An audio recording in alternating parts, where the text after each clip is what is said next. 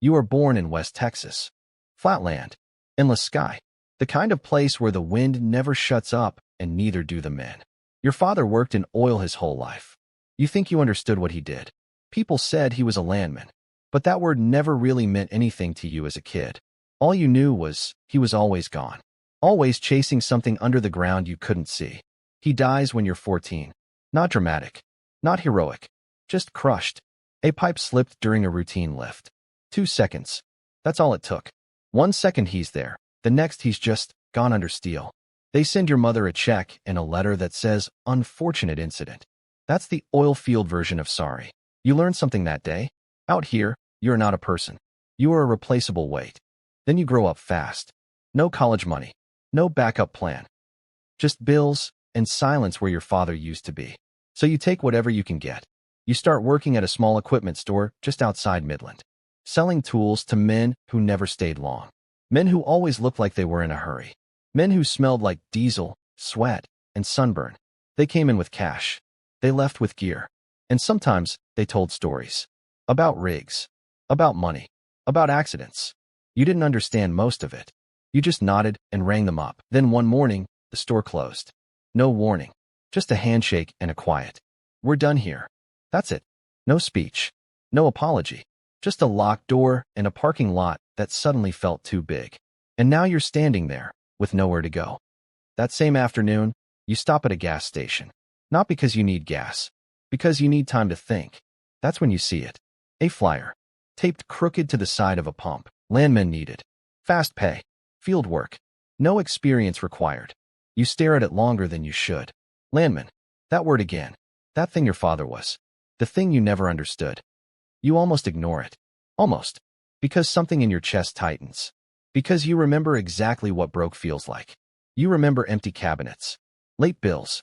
Your mother pretending everything's fine when it's not. So you pull out some coins. Feed them into the payphone. And you call. That decision changes everything. A week later, you're sitting across from a man in a cheap office. He didn't ask many questions. He doesn't ask about your experience. Doesn't care about your past. He just looks at you and says, "You can talk." You nod. Good. That's all this job is. That should have been your first sign. 2 days later, you are in a pickup truck with 3 other guys, heading out into a stretch of land that looked like it had been forgotten by time. Flat. Endless. Dry. The kind of place where the wind doesn't cool you. It just reminds you how alone you are. That's where you met Earl. Earl had been in the oil business longer than you have been alive. Sun-leathered skin, quiet voice, and eyes that didn't waste movement. He didn't introduce himself properly. Just nodded and said, "Stick close. Don't ask too many questions." That was lesson 1. Being a landman sounded simple on paper. You track land ownership. You secure leases. You talk to people, get signatures, make deals. But nobody tells you what it actually feels like. You wake up before the sun comes up. You drive for hours with no signal, no road signs, nothing but dust trailing behind you like a ghost that won't leave.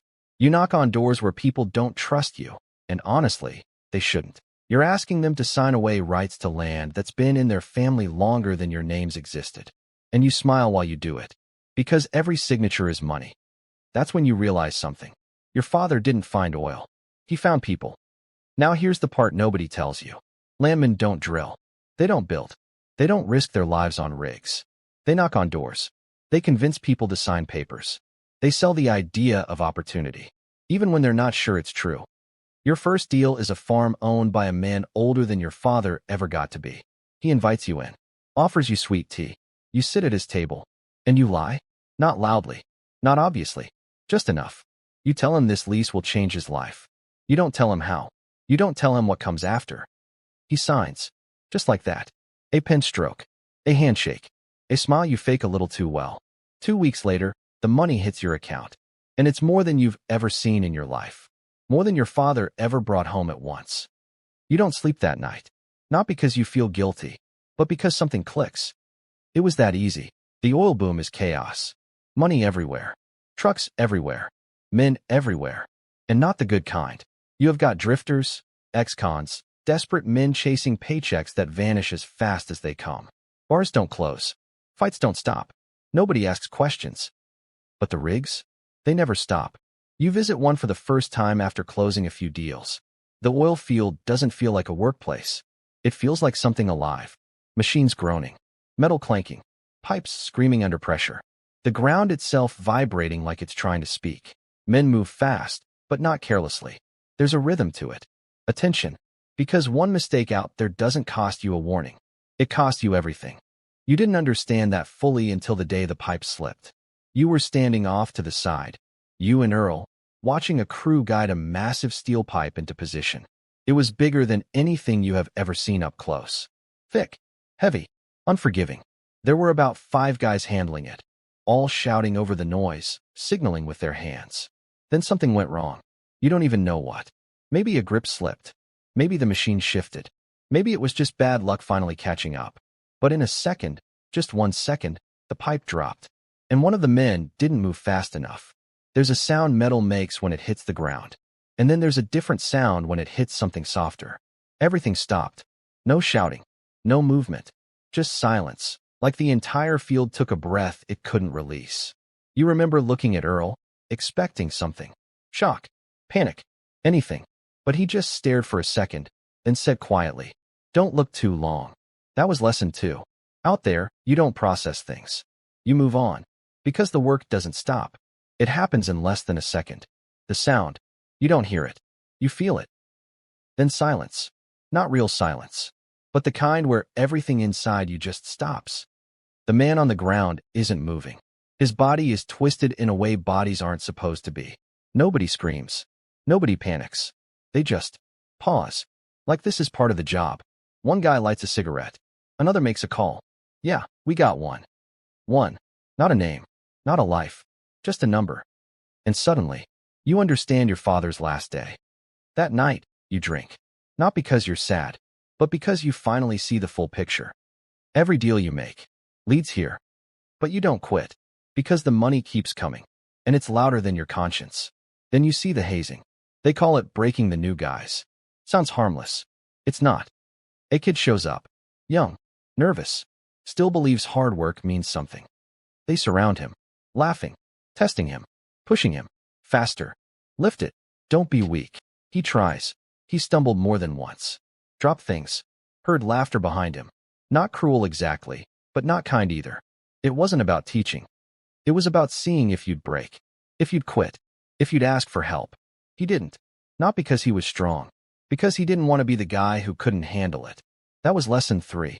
Out there, pride is heavier than the work. Then he slips. Falls hard. Doesn't get up right. They laugh at first. Then they stop. Nobody says the word danger. Nobody says this is wrong. Because out here, this is normal. You drive home in silence, thinking about walking away. For a moment, you almost do. Then you check your account, and the thought disappears. The explosion happens a year later. By then, you've learned how to stop feeling certain things. You are at a rig. Just visiting. Another deal. Another signature. Another piece of land turned into profit. Everything feels normal. Too normal. Then, light. Blinding. Like the sky cracked open. Then sound. A roar that hits your chest like a hammer. You are on the ground. Ears ringing. Vision shaking.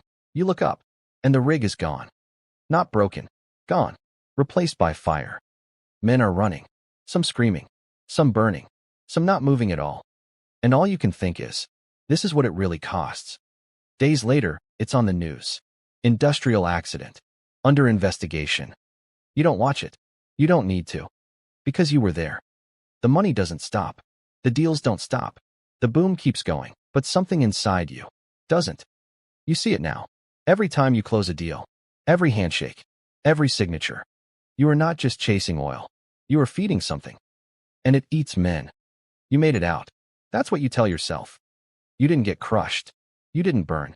You didn't disappear. But every dollar you made feels heavier now.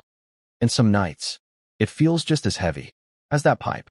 You stayed longer than you should. Most did, because once you're in it, it's hard to leave. The money's good. The rhythm gets into you. The identity sticks. You become part of something that feels bigger than you, even if it's slowly wearing you down. Now, 20 years later, you can still hear it sometimes. The machines. The wind. That moment before something goes wrong. People talk about the oil boom like it was opportunity. And it was. But it was also pressure, risk, silence where there should have been questions.